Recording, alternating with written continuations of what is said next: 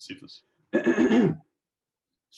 All right. I think it's recording now. So thank you for clicking on this video. If you did click on this video, we're going to be talking about potentially the game of the year part 2, Arizona Seattle. Last time they played, it was, in my opinion, the game of the year.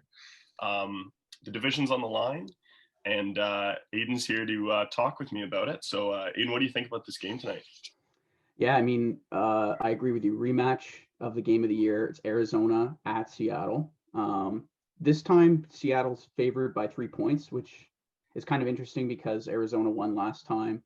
You got the highest over-under of the week at 57.5 points, which is, I mean, it makes sense, right? We'll get into why. But, yeah, it's going to be an awesome Thursday night game, which it feels like we haven't really gotten very often this year. Yeah. Been a lot of NFC East games this year. Exactly, yeah. And for some reason, they keep putting those shit teams in prime time. But yeah, this is going to be a great game, I think. Mm-hmm. Yeah, so I guess we'll just get into the game itself. Sure. Yeah, the Seahawks, they're in a serious rut right now. They've lost, what is it, all three of their last games, I think? I think so, 3 in a row. If it's not that, it's 3 of the last 4 for sure. For sure. And then on the other side of things, the Cardinals are like one of the hottest teams in the league. They've been ascending pretty much all year. Yeah.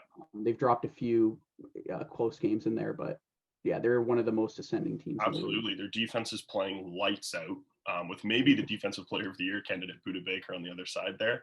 Yeah. And Kyler is playing amazing. I mean, he's playing better than he did last year. He's taking a step up. DeAndre Hopkins has slipped right in there perfectly. And that offense is scary, man. That whole team, they're hot. They're coming off that big Bills W last week. And next week we might have a resident Bills fan come on here and he can tell you about that. But yeah, it was the Cardinals are getting hot. The Seahawks are a little chilly. And my game pick today is Arizona Cardinals. Yeah, well, I'll get into mine. But yeah, I did want to talk about the Seahawks for a bit because their defense has legit been terrible. Mm-hmm. I know they're a little bit banged up. I think in the secondary, especially. Like, I think Shaq Griffin, which is their number one corner, I think he's missed some games, but he's going to be back. But I'm not expecting it to be like a big turnaround or anything. Like, their D fundamentally is just not a good defense. I was saying this. I did call that before the season. Actually, that was one of the reasons why I wouldn't put them in my top 5 teams, because their defense just looked horrible. Yeah, I mean, the guy who was supposed to, I mean, other than Bobby Wagner, lead their defense sucks. Jamal Adams, yeah, I mean, it's actually looking pretty good for the Jets these days with how Jamal Adams is playing. It's like their only W. All year. It really is, because Jamal Adams is not playing good, and he's not leading that team the way he was supposed to be leading the team when the Seahawks traded for him.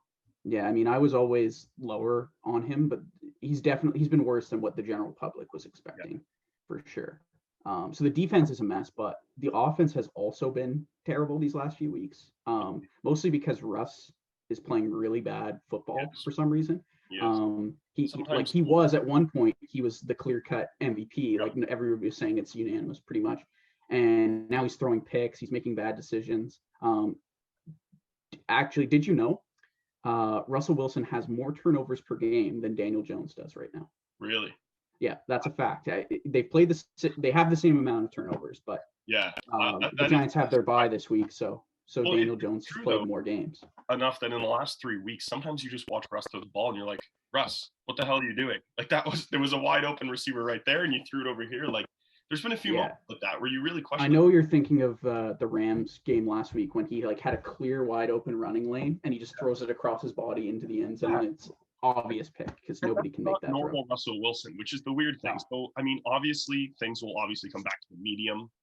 He will return to form.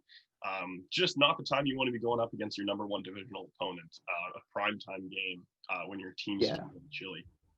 I definitely don't expect that trend to continue. I mean, the Seahawks are exactly what I thought they were. They've been on the season. Like, their defense is bad, good offense, and I expect their offense to bounce back.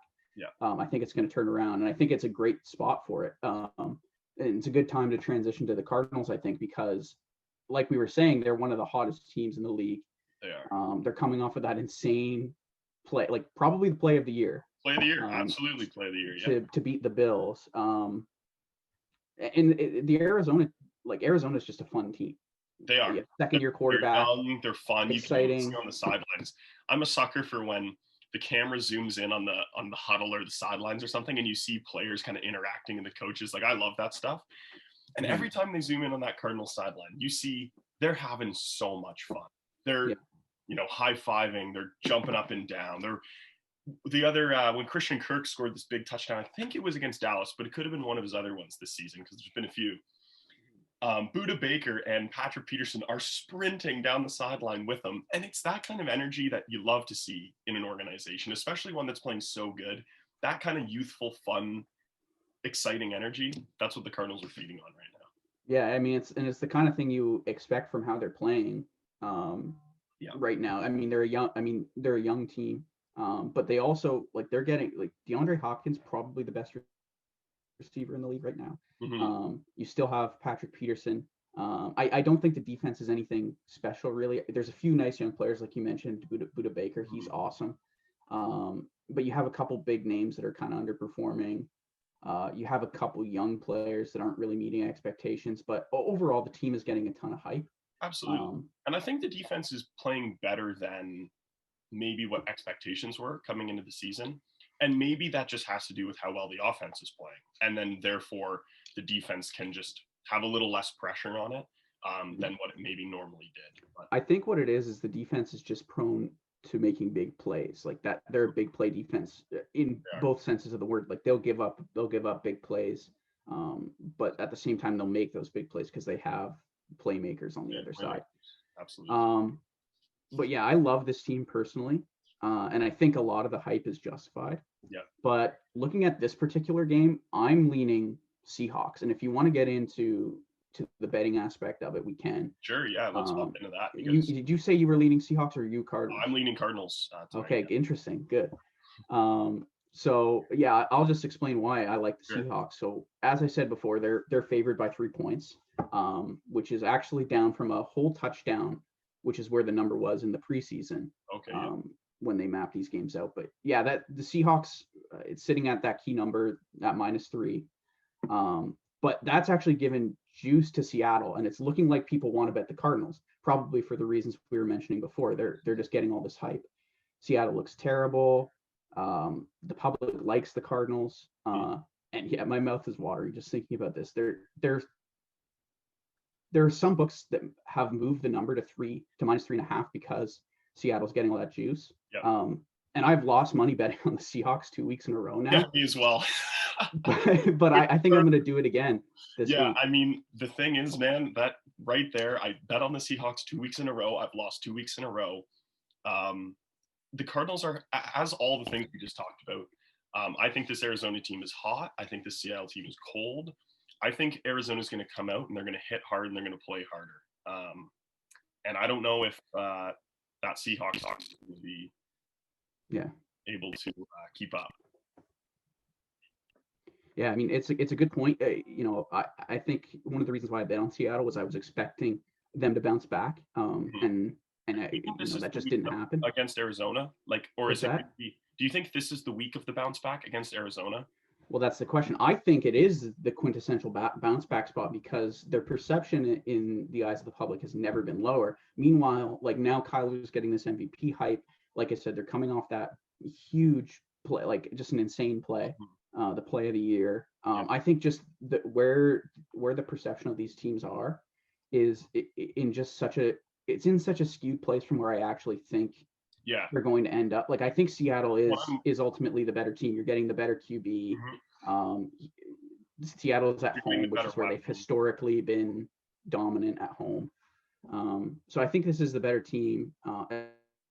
I think the Cardinals, they're going to be great in the next couple of years, and they're going to be good this year. But I don't think they're winning the Super Bowl this year or anything. Oh yeah, me as well. Don't get me wrong, I completely agree with you in the sense that public perception is too low on the Seahawks. It is.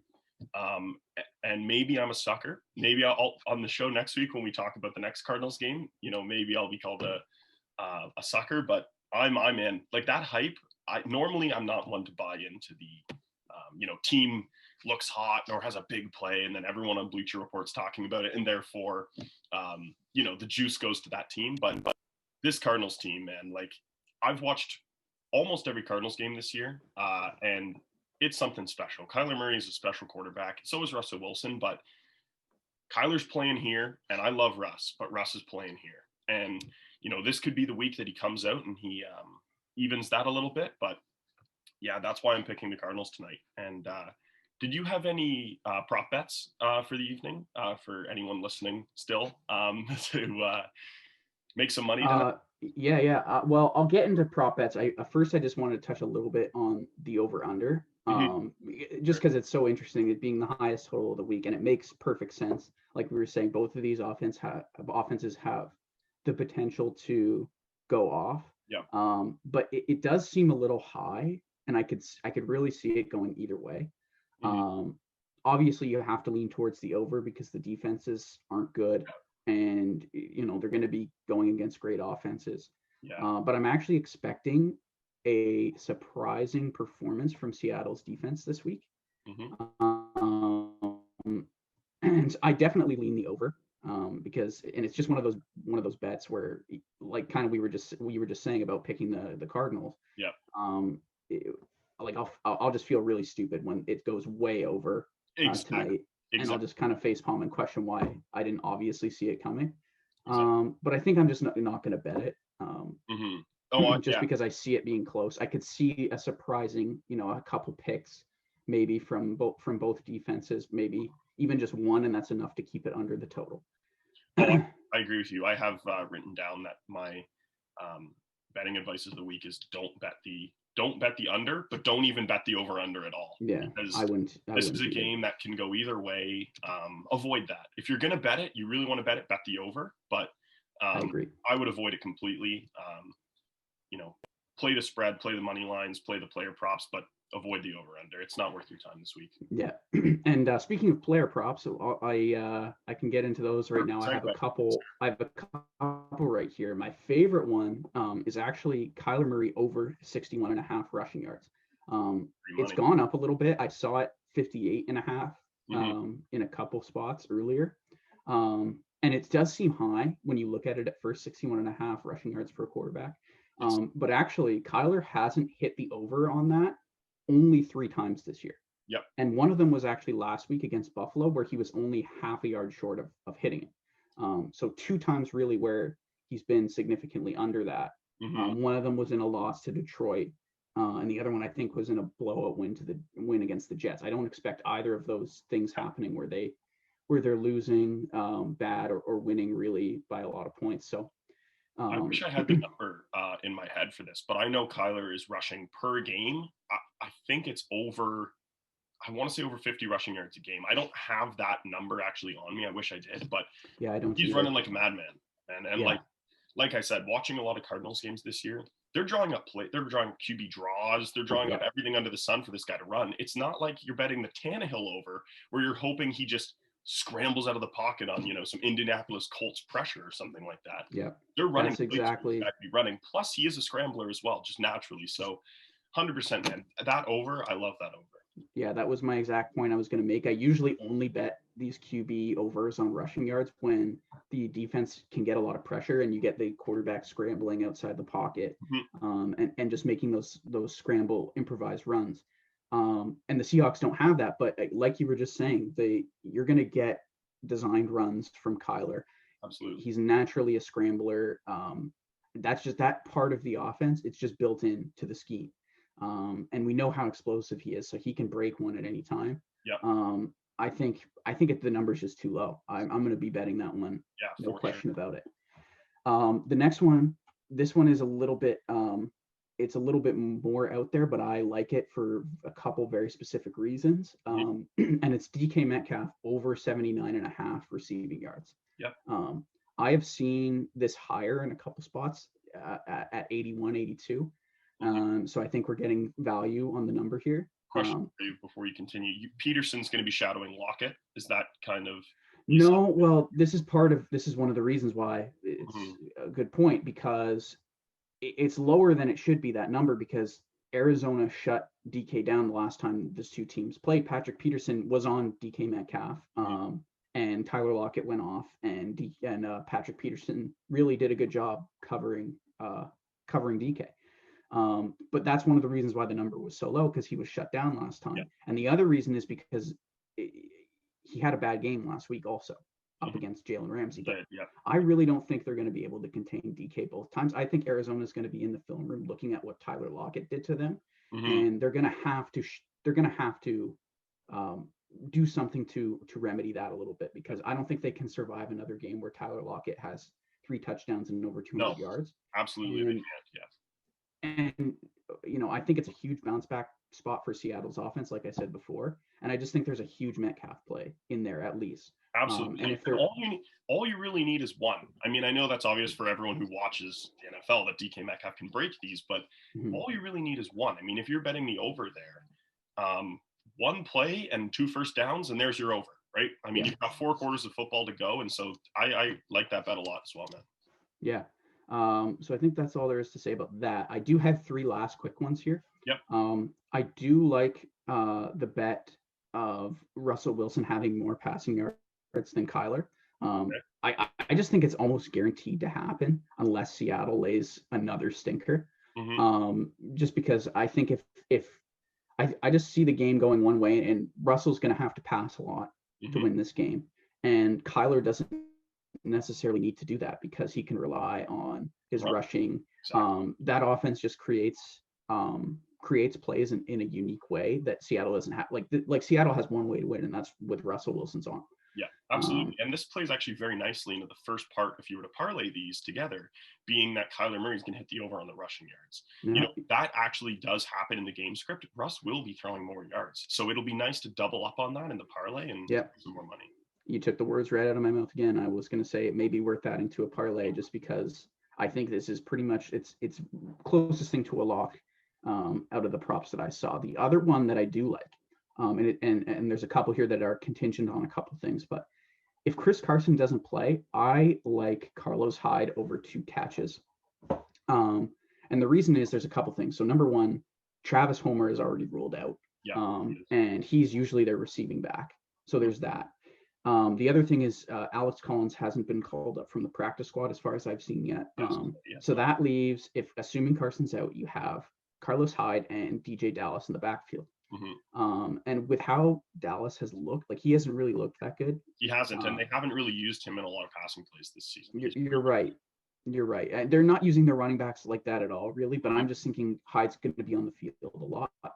And he's going to get those dump offs when they're out there. 2 of them, right? Because you got to think that Arizona's going to be bringing some sort of pressure. So that's what they were doing last game. They were blitzing Russell Wilson really heavy. And I think if there's a way that the Seahawks are going to see and adjust to that, it's going to be with a little bit more short passes, maybe a few dump offs. And if Carlos Hyde's out there, he's going to be the beneficiary. So watch that. If Carson doesn't play, I'm going to bet that for sure. But I'm going to be monitoring to make sure he doesn't play. Yes. Well, that's all contingent on him not playing for everyone. Exactly. Yeah. Don't bet it if Carson's out there, because Carson's going to be the guy. And it might even be a little bit more split because he's coming off the injury. Exactly. And Seattle doesn't really they don't really love when Carson's fully healthy, they will use him as a workhorse. But if he's not, they will want to rely on multiple backs. Exactly. Yeah. So the last one I have here, and this is what I just call it a random dart throw because that's what it is. Sure, yeah. But I noticed that the Andy Isabella receiving yards prop is only 16.5. And like I said, he's not getting the snaps. He's not getting the targets. So it's just a really big shot in the dark. But we know Isabella is fast. He can make plays. And he has. Plays at any time. If you look at his, oftentimes it's a dud and then a big one and then a dud and then a big one. If you hit on that big one, it's almost like spinning a roulette wheel with Andy Isabella. It really is. If he's running down and, Christian Kirk's just a little bit too covered, Kyler might just whip it down to him. And all you need is one. All you need is one. And a first down, pretty much, is all you need from Andy Isabella, and then that. And you get him going up against the Seattle defense. They might need to put him on the field. They may be playing catch up at some point. They definitely will be playing catch up in the sense on the scoreboard, keeping up with Seattle, and that's something they can do. Yeah. And Seattle doesn't have enough big time defensive playmakers to cover everyone that the Cardinals are going to be whipping down the field. Yeah. I could see Andy Isabella really breaking off a big one tonight. And I like that bet at the very end there. Yeah. So it is a big shot in the dark, but I think if it hits the over, it's going to smash the over and he's going to be way over it. So, might be worth a little something. Absolutely. Yeah. Well, you know what? Hopefully we get a Game of the Year 2.0 tonight. Thank you very much, Aidan, for coming on. We're going to be doing this show all the time, by the way. If anyone is still watching, I don't know, 25 minutes in or however far in we are. This is going to be a consistent thing. Me and Aidan will be your main football guys that kind of go through this rest of the season with you, doing Sunday recaps, Monday previews, Thursday previews. Let us know what you kind of want to see, and we can make it work because we're watching anyway. So we might as well talk about it, right? Yeah, that'll be all for us today, but thanks for watching. Appreciate it.